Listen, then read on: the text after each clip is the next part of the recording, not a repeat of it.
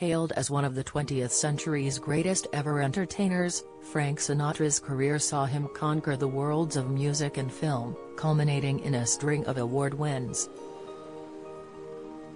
Often referred to as Old Blue Eyes, Sinatra won acclaim from the Academy Awards for his acting, with the crooner claiming a Best Supporting Actor Oscar, as well as a plethora of Grammys. It led him to defining a generation of entertainment fans, and many to follow, who continue to pore over his iconic career in Hollywood and Las Vegas. While his time in front of the camera was celebrated, away from it Sinatra's life was scrutinized and picked apart as he was among the most famous faces on the planet. Among his relationships that caught the public's imagination was his time with Golden Globe-winning actress Mia Farrow and their spectacular fallout. The pair married in 1966 in Las Vegas, when Farrow was 21 and Sinatra 50. At the time, Sinatra wanted Farrow to quit acting, something the young starlet initially agreed to, and set about accompanying the singer while filming. Tension between the pair grew, however, with Farrow missing acting, and when she failed to report for filming Sinatra's 1968 flick The Detective, the crooner filed for divorce in 1967. The relationship was picked apart by Sinatra's ex-valet George Jacobs in his 2003 book Mr. S. My Life with Frank Sinatra. He detailed how the union between Sinatra and Farrow was doomed to failure, and how he contributed to the sensational breakdown in their marriage.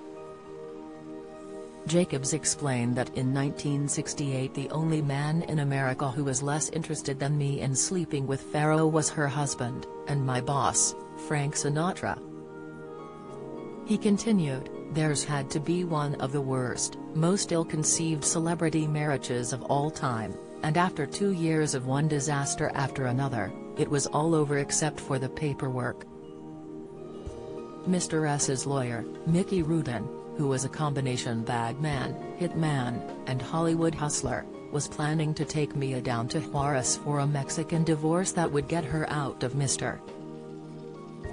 S's life once and forever, which, for everyone who knew them as a non-couple, couldn't have been soon enough. I may sound like Mr. S's friend and idol Humphrey Bogart in Casablanca when I ask myself, of all the gin joints in the world, why did Mia have to walk into the candy store that hot night?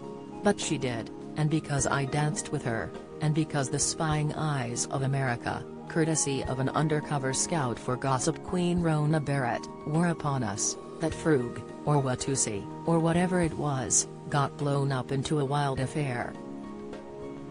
Jacobs detailed that because of his relationship with Sinatra, and because I was black, and because Mia was America's reigning love child, claims of an affair grew strong. He added, Mr. S, who was the lowest he'd ever been in the 15 years we'd been together, got even crazier. It cost me the job I loved, and it cost him a guy who loved him.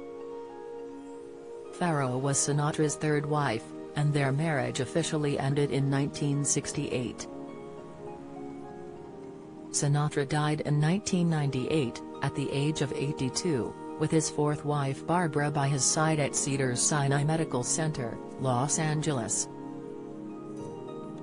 He had suffered 2 heart attacks, and in his latter years had been frequently hospitalized as a result of heart and breathing issues, high blood pressure and bladder cancer. His self-titled website, which was run by the Sinatra family, noted how Barbara was encouraging the singer to fight on as his body wanted to shut down. In those heartbreaking final moments, the website noted Sinatra became aware his time was up, and simply said to his wife, "I'm losing." According to the 2016 book His Way, the unauthorized biography of Frank Sinatra, author Kitty Kelly noted that Barbara suffered the wrath of Sinatra's children as she didn't tell them their father was back in hospital until it was too late. His daughter Tina noted she felt the omission was deliberate and that Barbara would be the grieving widow alone at her husband's side.